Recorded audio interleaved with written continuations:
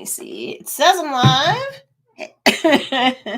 Hey, what's up, everybody? It's Stacey Storino. Welcome back to my YouTube channel, the number one place for the more mature entrepreneur to go to, so that they learn about content marketing that actually can drive traffic to their business to do more business, right? Because as entrepreneurs, whether you're solopreneurs or a small team, especially, we don't have time for random acts of content. We don't have time to create content and to publish it or to send out emails that don't bring us conversions. And of course, the most exciting conversion that we're looking for is that of sales. So, hey, Heidi, what's going on? Stuff and Junk by Heidi is here. Today, we are going to talk about, let me tease what we're going to talk about here. Because this isn't just airy-fairy like life coaching. I'm not a life coach. I'm going into my 9th business of being an actual business coach. I teach people about content marketing. And they learn their content marketing from me. They grow their business. And after they grow their business and they can reinvest back into their business, they say, hey, now I will have my staff members train with Stacey. So it makes sense. Even once they become advanced, they're 6-figure businesses and beyond, they can scale and grow to the moon. The stuff that I teach is actionable stuff. So I'm just greeting everybody as I come in really quickly. Today, we are going to talk about how to overcome objections, how I would recommend in 2022 an entrepreneur overcomes objections. Sure, you could take the advice that I'm going to give you if you want, and you could jerry rig it to, have it benefit you in your personal life too. Every day that I am live online, let's see, hold on. Every day in the month of January 2022, I will be going live on this channel. Replays will be posted as long as there's no tech issues, and so far so good. So if you have missed any of the previous trainings, because there's going to be 31 days in January, so there will be 31 days total in terms of replays, missed a previous day's training, here's the playlist. Okay, so I'm just going to pin this really, really quick for the benefit of anybody who comes by today, right? All right. So every training that I do during this 31 days, and the name of the playlist, because some people just love to go with playlists, and I do, is 2022 Entrepreneur Business Reboot Advice. So if you are starting from scratch and or you're pivoting, what I teach you will really help you, not just in terms of entrepreneurial mindset, because mindset's important, but mindset without implementation is kind of like a waste of time. And teaching theory without showing you how to implement and take action is kind of a waste of everybody's time. So this is, every day there was something that you could have used to implement with a framework, a suggestion, techniques, tips, advice. Every day during the 31 days of January 2022, the trainings can stand on their own, but I think it is important, if you want to get the best bang for your buck, it's 31 days of free training. I did pin the first comment while we're live, and I'll circle back and comment and pin the comment again with the playlist. And if you haven't subscribed to me yet, whether you're watching live or on the replay, I'd really love it if you did. It's free for you to do so. If you're a more mature entrepreneur and you have to start doing content marketing on your business and or having a team do it for you, but you're like, how do I do this so that it brings in sales? Because otherwise I'm busy with my personal life, let alone my professional life. We're doing content marketing, of course, to drive more traffic to my business, to do more business. You're in the right place. I already have a ton of playlists to show you how to grow through Instagram Reels and how to grow through TikTok marketing and how to grow through Instagram like otherwise. And one of my more recent playlists is the Instagram SEO playlist. There's only 3 videos in there. I made it towards the end of last year. It's very good intel still. So if you didn't realize, keywords in your captions on Instagram are becoming increasingly important, Not that hashtags are going away or that they're not important. It's just like in order to rank, it's already so competitive with hashtags. You do have to keep hashtags going. That's one way of content being indexed for search on the platform. But the keywords help the algorithms, their data points on Instagram to surface so that they can suggest you out more, of course, through the explore page more. So if you want to increase your discoverability through search and suggested, that's smart. So that's why I did that separate playlist. All the content on my channel is separated out in a playlist. So if you're like, I just want to learn about this one thing and do a deep dive on it, boom. So make sure that you subscribe if you've not already. And please, live or on the replay, please put hashtag live or hashtag replay. It helps me to see who's showing up when. I will heart, I will engage. I appreciate people who are showing up on the replay, right? Just as much as I appreciate the people showing up live. And also, please make sure you give this video a big thumbs up as we go into the training. It's like putting a tip in my tip jar, right? It really helps me out. Forget about emotionally, although cool. Every like I see is cool. Why would it not be? But it tells the algorithm to push this video out more while I'm live so that more of my pre-existing subscribers will see it, both live and on the replay. And I've optimized this video so the algorithms are more likely to push this out and suggested as well on YouTube, because that's where we are today. So you're really helping me and other people out when you give this video a big thumbs up. Okay, so let's get into the training. Oh, hey, Miss Michelle, what you doing? Good to see you. Let's get into the training itself now. I know that rejection is usually the reason why, and I'm going to shoot my advice today through a professional or entrepreneurial business angle, but of course, this especially you could use in your personal life too. I know that when you are self-sabotaging, when you're trying to get out of your comfort zone, which we have said in previous days, of course, it's always going to be uncomfortable. The more you do it, the thicker the skin you build up and the more you're used to it. So you're going to be able to deal with that discomfort more. And a lot of you admitted the biggest discomfort is either in building an email list, or I think more of you on the lives that tend to come here that are my students, you have email lists, but it's like, I'm scared to press send and to ask for money. I am so scared to sell my own stuff. So it's like you danced up to the edge. You might have a website, even if it's a small one. It's good for credibility. You've got your social set up, and maybe you're good or at least decent with covering your daily base for the top 2 social media platforms that are most important to your niche. But you know, a website is kind of way out in the yonder, especially if you're not driving traffic to it. So that's kind of easier for people to do if the tech doesn't scare them or they plow through it. If they have a course, you know, to help them walk through it or whatever, they'll go, okay. And then setting up the social media and getting your branding on it and getting some content out on that. There may be some learning curve associated with that, but that seems less spooky for someone to do until it comes time to build up an email list. And then you're afraid to hit send because what if I get a complaint, which you would almost never get? And if somebody subscribes to an email list for a business and then they're complaining that they're being sold to, you know, that's just weird, okay? They didn't get on their Aunt Benweena's email list, and they're not in shock when Aunt Benweena is trying to book a party or sell them jewelry she made, right? Like, that's a little bit of a, whoa, I'm thrown, right? But otherwise, that's on that person. And if they unsubscribe, so what? But you're afraid. I'm afraid that if I send an email, I'm going to get mass unsubscribes. Well, if you don't email your list every week or more, a lot of people are going to forget who you are. The trail's going to go too cold and they're going to dump off and say, whatever, I forgot, or who now? And they're going to be gone.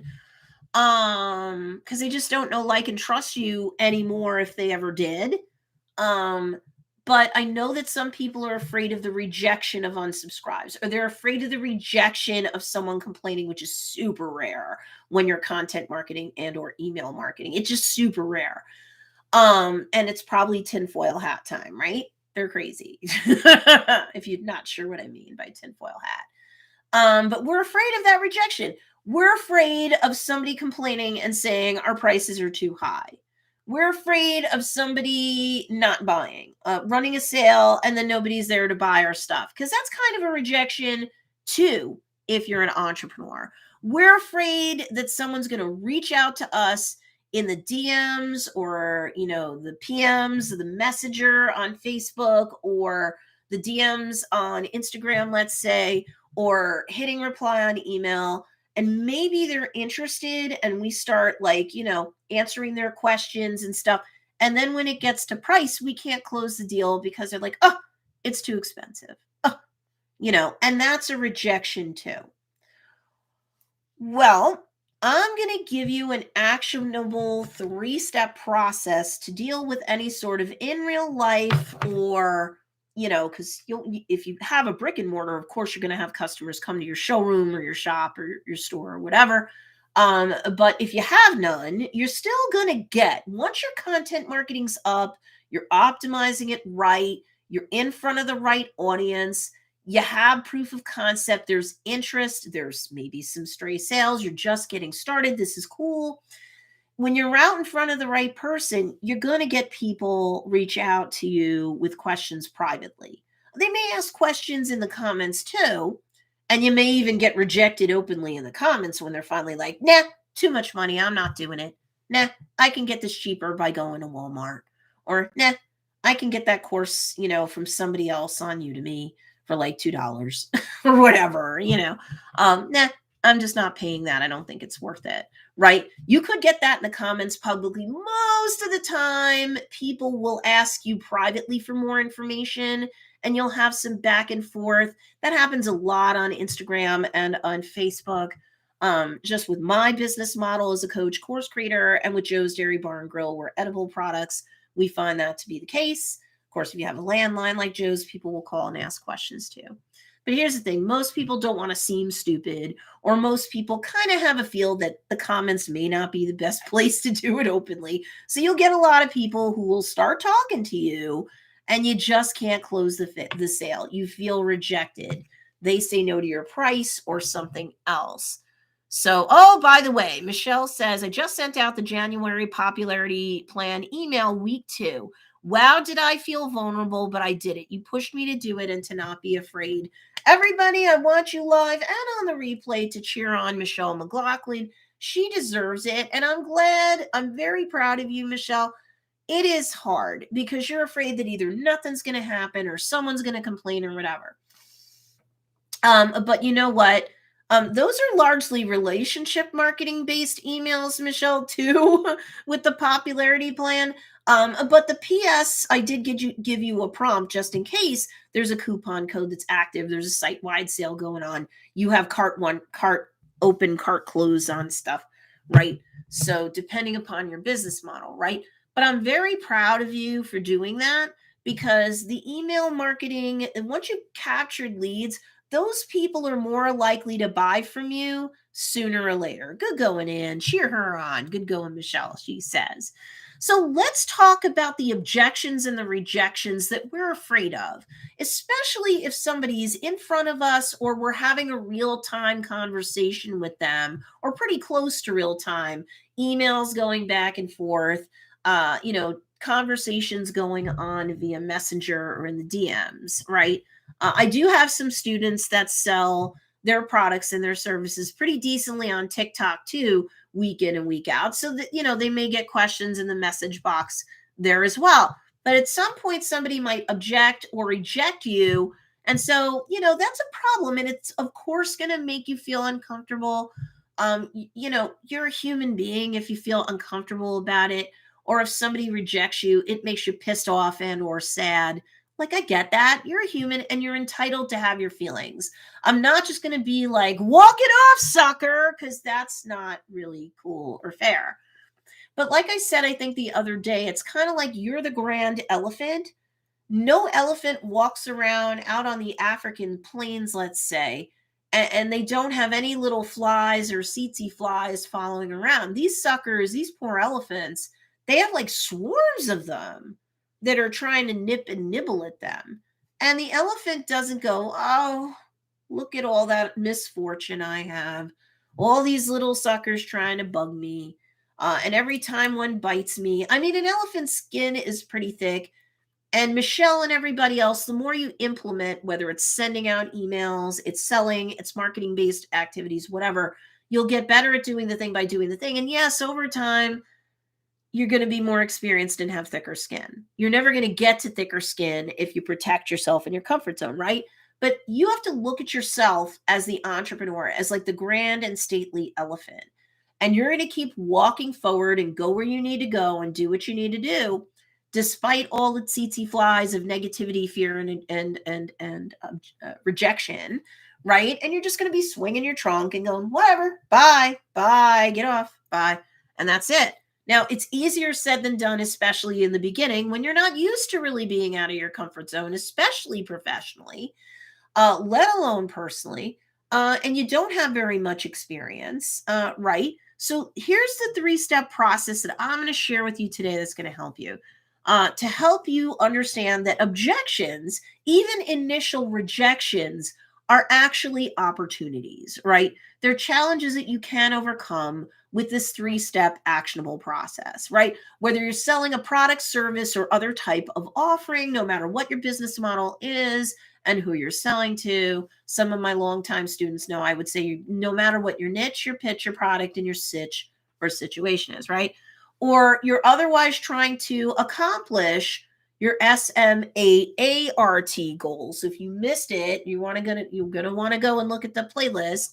We had like 2 days where we took goal setting, and it's like no airy fairy nonsense. How do you turn a goal into an actionable plan as an entrepreneur? And we used an income producing plan as one example. You set it for 2022, and then you reverse engineer so that every business quarter, month, and week, you know what you need in terms of gross or net income to achieve whatever personal and or professional goals you want. We also talked about goal setting so that even if you're more of a beginner business person at having your business marketing or both, you're having a minimum of 2 income producing opportunities. They might be sales every single month. And I know that some of you were like, man, I didn't even think to plan that out.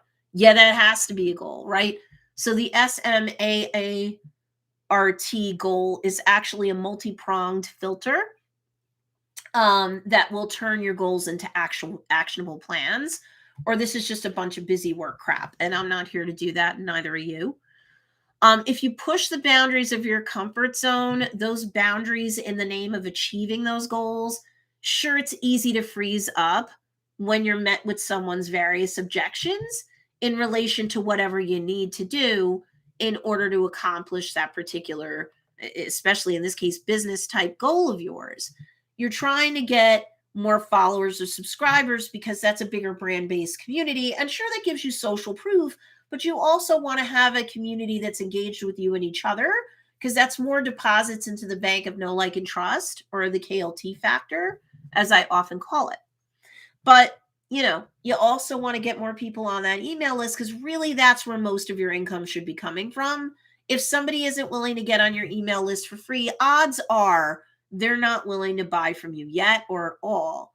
Okay. And if you don't capture those leads, you can't stay top of mind. You can't create repeat customers. It's really hard to do that. So even if somebody buys from you once and you just do some transactional emails and you're done, and you don't capture them onto your email list from, say, an Etsy or a Udemy sort of situation, depending upon what business model you might have, as 2 examples, if you don't capture those leads, it's going to be really hard to continue to sell to them once they're done, right, with the transaction.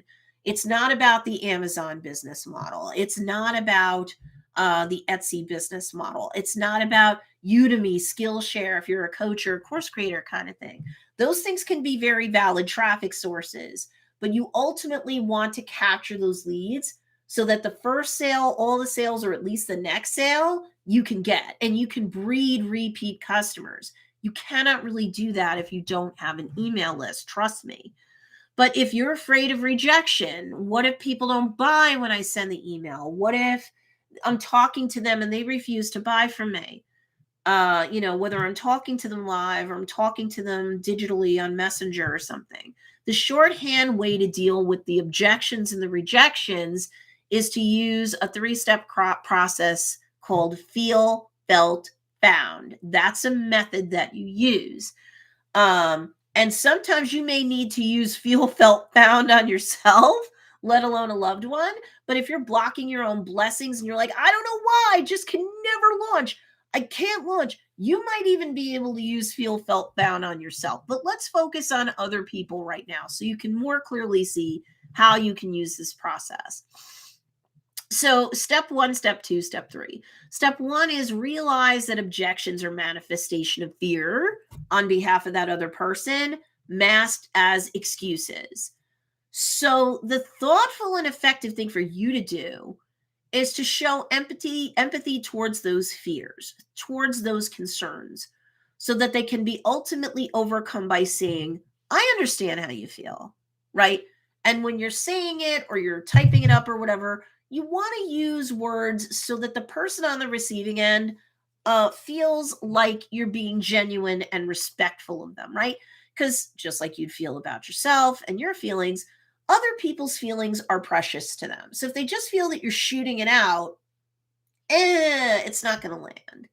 So try not to just say, I understand how you feel. Maybe follow it up with something that kind of like shows them that this is more legit, like going into step 2.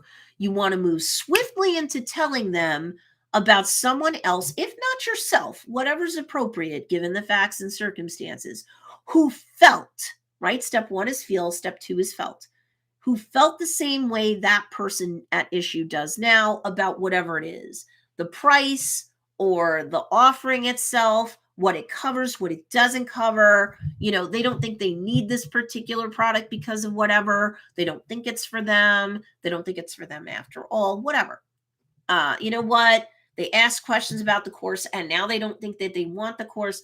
You could say, I understand how you feel, step 1, and then downshift into step 2, where you're saying, myself or another client of mine felt the same way you did now, right? So why are we doing this? Because you're validating their fears that are really masked as objections by illustrating that that current naysayer isn't alone in their feelings. So if you legit have another customer who was about to back out of, say, that course that they were wanting to enroll in, this is an example, but they say, no, you know what? Maybe it's not for me right now.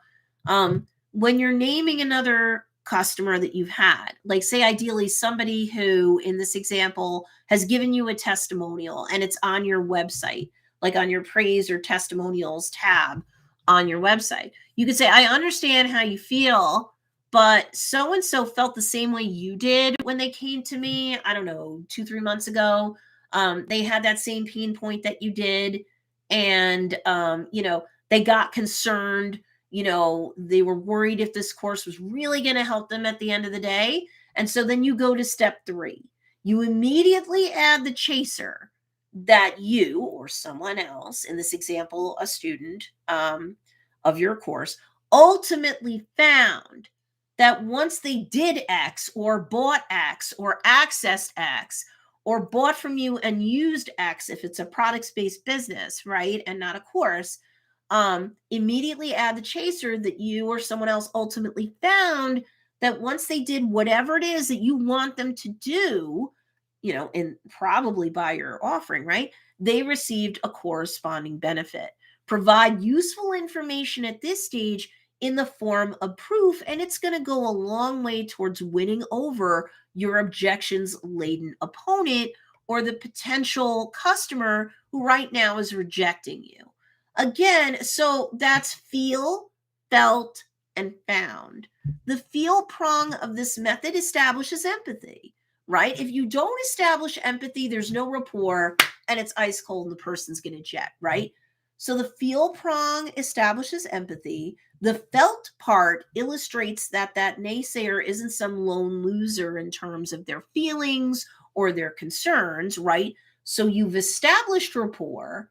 Now you're normalizing their experience. So now they're sitting with this more with you. But ultimately, you establish that they should yield to you, maybe make a purchase because of the benefit that they're going to get, not a benefit that you get.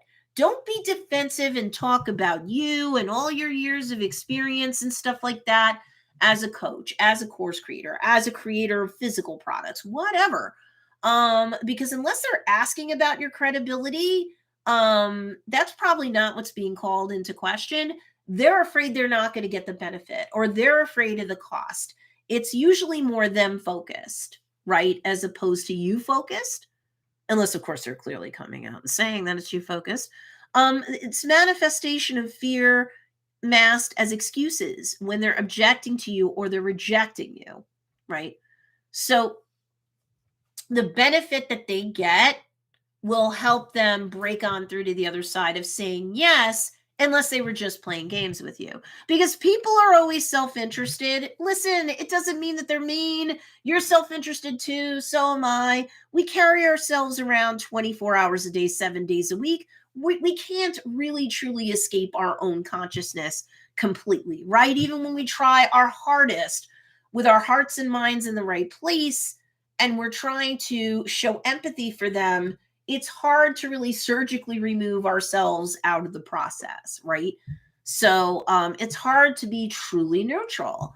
So if you want to change no to yes, you have to understand someone's self-interest, and you have to immediately show them what's in it for them. You understand how they feel. You or one of your customers or clients, felt the same way they did because of whatever, but ultimately you or that customer or client found that they got what they wanted, which was that they resolved their pain point, right? A lot of my students know it's all about the ideal customer, then their pain point, and then it's your products and services. You figure out your business model in that order, and your marketing and sales efforts, content, tip, tricks, and techniques, discussions are always about the ideal customer first.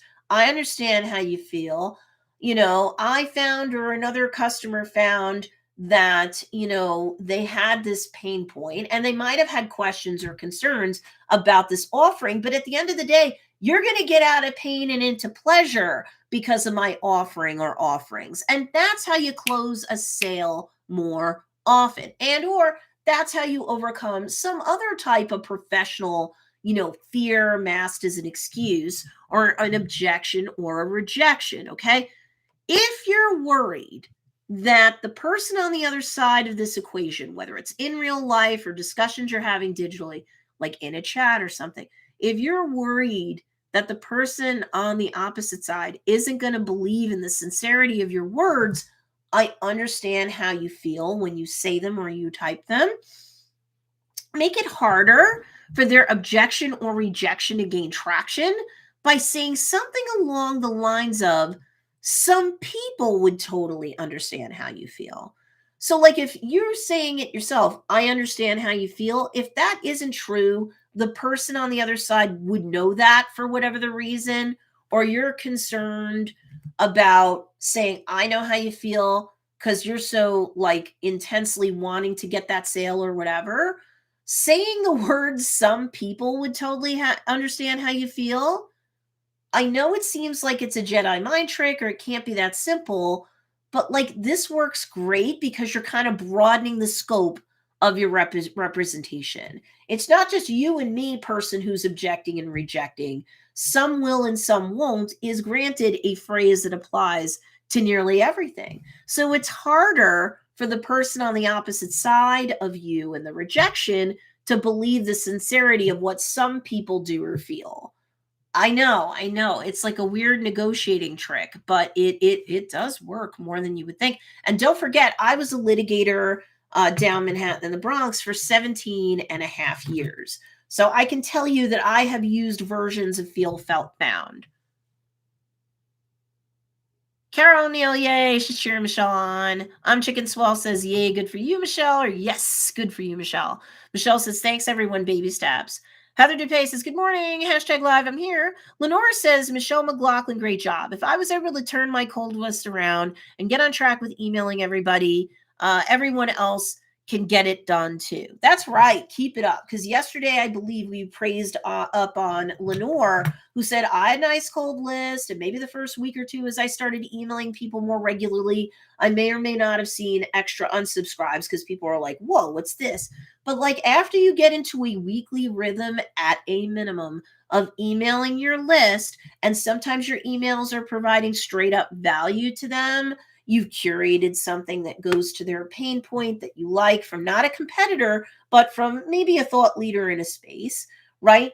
To, I created a video showing how to, or, deep dives into the pain point, the symptoms, and how to, different options to get out of pain and into pleasure. And yeah, I may be tastefully showing my content, my stuff at the end of the video, but whether you buy or not, I might have helped you, or I might have helped you another step in your journey. These kinds of value adds, even when there's no tinge of selling to them, people appreciate. And those are deposits into the bank of know, like, and trust, if you will, with your content marketing or organic content marketing.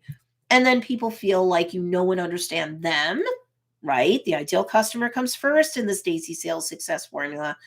And then you understand their pain point. You really do. So that's number two.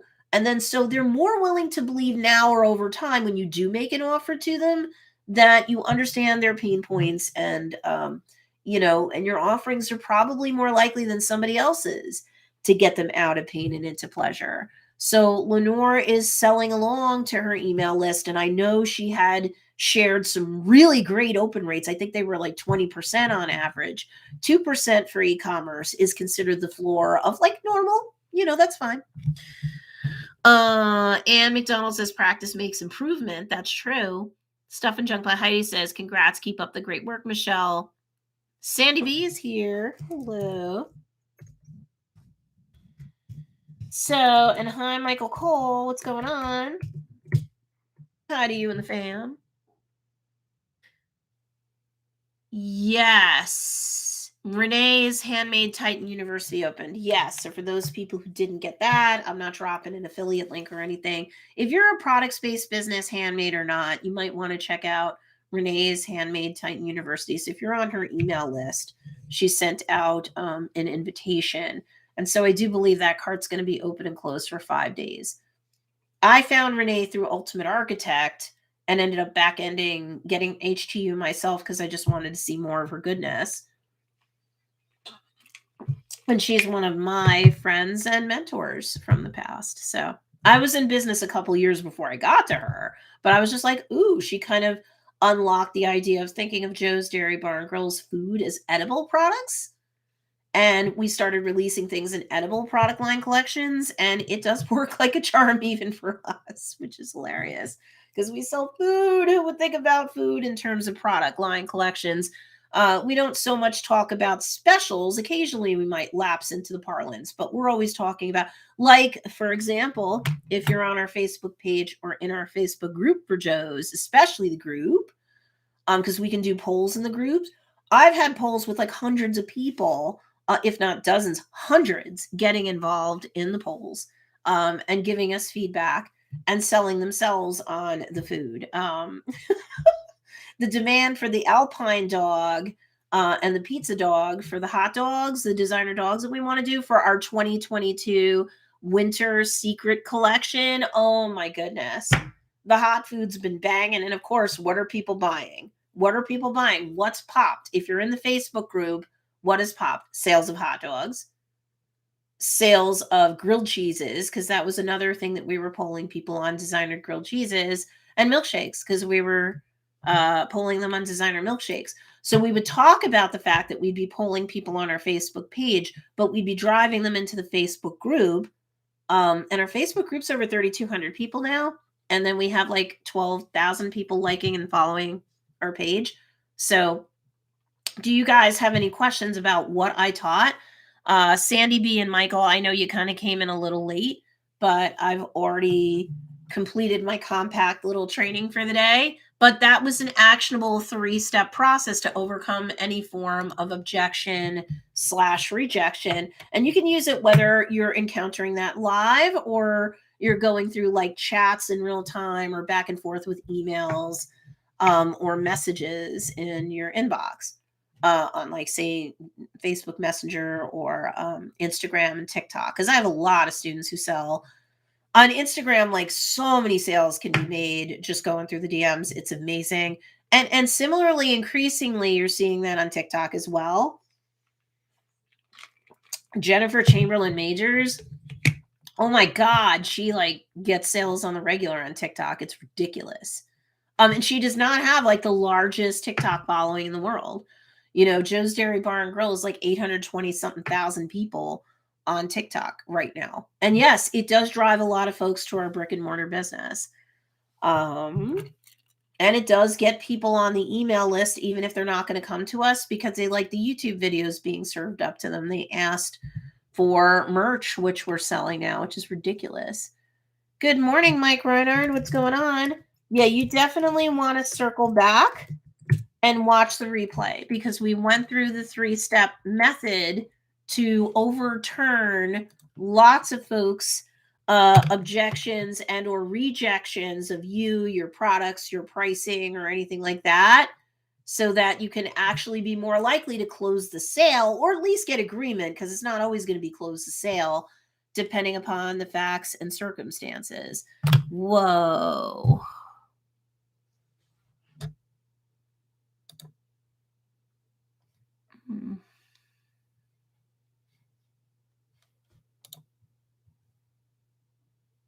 Okay. All right. So, all right, let's see. If everybody's in a good place, I'm actually going to wrap things up because that is that methodology.